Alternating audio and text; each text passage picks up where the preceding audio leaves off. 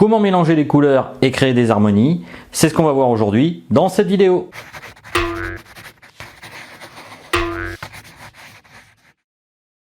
Bonjour et bienvenue sur cette chaîne. Alors aujourd'hui on va voir le mélange des couleurs. Qu'est-ce que je veux dire par là? Tout simplement qu'on va voir différentes étapes, et pour commencer justement à vous expliquer ce principe de base, je tiens tout de suite à vous dire qu'on va organiser ça en 3 parties.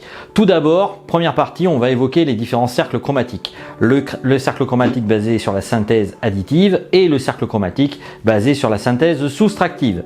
Par la suite, on va évoquer le mélange des couleurs justement en synthèse soustractive, puis les harmonies de couleurs en 3, où on verra comment on peut créer des harmonies de couleurs et comment ça peut être assez passionnant justement d'utiliser les différentes méthodes qui s'offrent à nous pour pouvoir créer ces harmonies. Alors j'espère être le plus complet possible.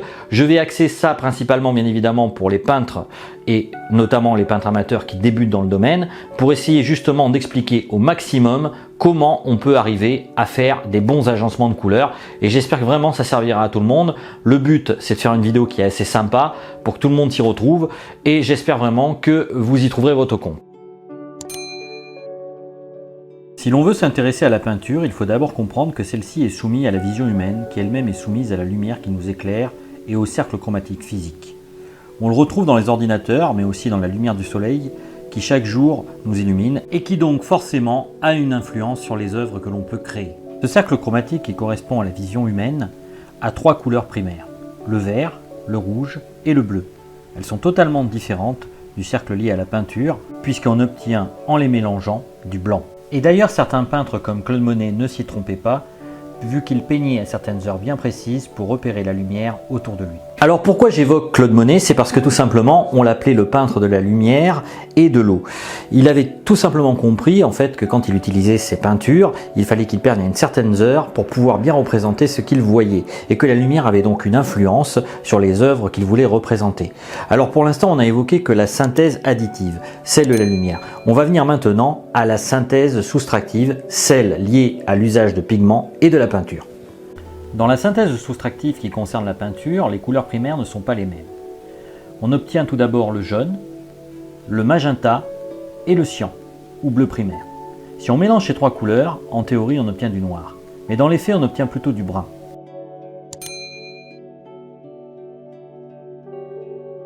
Mais alors pourquoi en mélangeant le cyan, le magenta et le jaune, on obtient un brun et pas un noir pur?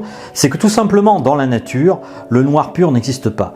On arrive aujourd'hui à s'en approcher en laboratoire, notamment avec le Vantablack. A high-tech company by the name of Surrey Nanosystems claims to have invented the blackest black you have ever seen. Toutefois, si l'on veut imprimer, il va falloir utiliser une 4e couleur, et c'est pour cela que nos imprimantes sont très souvent en quadrichromie. D'ailleurs, on ne peut pas dire que le noir est vraiment une couleur, vu qu'il se caractérise par une absence de lumière. On pourrait dire la même chose pour le blanc, vu que l'ensemble des couleurs se trouvent réunies et forment le blanc, donc dans les faits, le blanc n'est pas non plus une couleur. On va voir par contre comment on peut mélanger les couleurs primaires et ce qu'on obtient justement en mélangeant ces couleurs. Si on mélange les couleurs primaires 2 à 2 en peinture, on obtient les couleurs secondaires. Le cyan et le magenta donnent le violet, le jaune et le magenta de l'orange, le bleu et le jaune du vert. Et si on mélange les couleurs secondaires avec chacune des couleurs primaires, on obtient les couleurs tertiaires. On en compte environ 6, comme vous pouvez voir sur ce cercle chromatique. Et on pourrait continuer ces mélanges et on obtiendrait bien évidemment des couleurs quaternaires. Ce qu'il faut bien comprendre par contre, c'est qu'en fait il y a des millions de nuances de couleurs, et que par conséquent certaines même ne sont pas visibles par l'œil humain. Mais alors comment créer des harmonies de couleurs? Eh bien c'est ce qu'on va voir dans le chapitre suivant. Pour commencer, ce qu'il faut comprendre, c'est qu'on distingue tout d'abord des couleurs froides et des couleurs chaudes. Alors je vous montre le petit cercle chromatique justement ici, pour vous expliquer en fait qu'une partie des couleurs peuvent être considérées comme des couleurs froides et les autres comme des couleurs chaudes. Si on met côte à côte une couleur chaude et une couleur froide, on s'aperçoit très vite, même si c'est par exemple 2 cercles comme vous voyez ici, eh bien que l'impression d'éloignement est plus marquée avec la couleur froide. On peut donc utiliser ça en peinture et pouvoir obtenir des effets de profondeur grâce à ce contraste couleur froide, couleur chaude. Pour obtenir des harmonies de couleurs, on peut jouer sur plusieurs méthodes. Tout d'abord sur les couleurs complémentaires. Alors qu'est-ce que c'est qu'une couleur complémentaire? Eh bien, exemple jaune. Si on regarde à l'opposé du cercle chromatique, on voit que la couleur complémentaire du jaune est le violet. Et si on mélange ces deux couleurs, on obtient du gris. C'est une des caractéristiques justement pour reconnaître les couleurs complémentaires. Alors, si on les met côte à côte, on obtient des harmonies de couleurs qui sont assez saisissantes et on peut faire ça bien évidemment sur tout le cercle chromatique en regardant la couleur qui est à l'opposé. Bien évidemment, on peut jouer aussi sur d'autres méthodes et notamment les couleurs analogues. Alors, qu'est-ce que c'est qu'une couleur analogue? Eh bien, une couleur analogue, c'est un mélange par exemple de rouge orangé et d'orange. Si on mélange ces trois types de couleurs, on obtient des harmonies de couleurs assez saisissantes que l'on retrouve aussi dans la nature. Alors, exemple de peintre qui a utilisé cette méthode, on peut citer le douanier Rousseau qui utilisait toute une gamme de verts pour pouvoir rendre la nature autour de lui. Enfin, autour de lui, pas vraiment, vu qu'il n'a jamais quitté la France, comme quoi on peut très bien peindre des paysages exotiques sans les avoir jamais vus. Mais revenons à nos harmonies et regardons les autres accords qui peuvent exister dans ce domaine, notamment les accords équilatéraux. Dans ce type d'accord, trois couleurs forment un triangle équilatéral. On compte trois combinaisons possibles. Les couleurs primaires entre elles, les couleurs secondaires et enfin les couleurs tertiaires ou dites couleurs intermédiaires. Dans ce genre de combinaison, on choisit une dominante et une tonique. La clé est le contraste froid-chaud. Deux couleurs chaudes, une froide, la tonique sera la couleur froide, la dominante l'une des chaudes. On peut également jouer sur des accords isocèles ou les accords en tétrade qui sont parfois compliqués à réaliser mais pas impossibles. Comme vous avez pu le voir à l'instant, les possibilités et les mélanges de couleurs sont infinis. Donc n'hésitez pas à faire vos expériences et vous trouverez sans doute des dizaines de manières de peindre. Et donc je pense pas que si vous commencez à mettre la main dedans, vous allez vous arrêter. Toutefois, n'oubliez pas non plus de regarder vos tubes de peinture, enfin ceux que vous achetez, et d'acheter des tubes de peinture de qualité.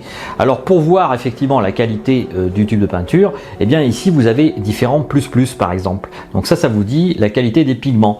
En outre, sachez que dans un tube, il peut y avoir plusieurs pigments. Là en l'occurrence, il n'y en a qu'un seul vu que c'est du rouge pyrrole, mais vous pouvez trouver des tubes où il y aura plusieurs pigments qui composeront votre peinture. Alors c'est pas forcément mauvais, mais ça permet en tout cas d'être au courant de la manière dont vous allez mélanger vos couleurs et ça vous permettra justement de savoir avec quoi vous jouez quelque part.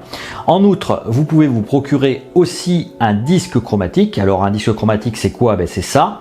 D'un côté, vous avez donc les harmonies de couleurs ici. Vu que j'ai commencé par ça, à vous montrer ça, eh bien vous voyez bien évidemment il y a les accords équilatéraux. Vous voyez le dessin d'ailleurs du triangle, et donc grâce à ça vous pouvez repérer la couleur dominante que vous allez choisir pour peindre, la couleur tonique, ainsi de suite. De l'autre côté, vous avez le disque chromatique des mélanges. Là vous pouvez donc vous repérer aussi sur les différentes couleurs lorsque vous voulez les mélanger, et ça peut être aussi utile. Donc faites très attention à cela.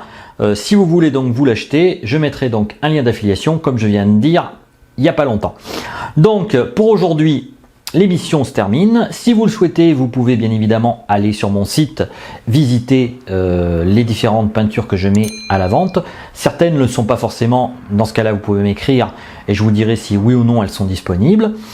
Si vous le souhaitez aussi, vous avez la possibilité d'aller acheter un de mes t-shirts sur ma boutique Spreadshirt et de télécharger également le guide PDF gratuit du peintre débutant qui est à disposition sur mon site également. Donc ça fait beaucoup de choses. Pour l'instant en tout cas je vous dis au revoir, à bientôt pour une autre vidéo. Ciao!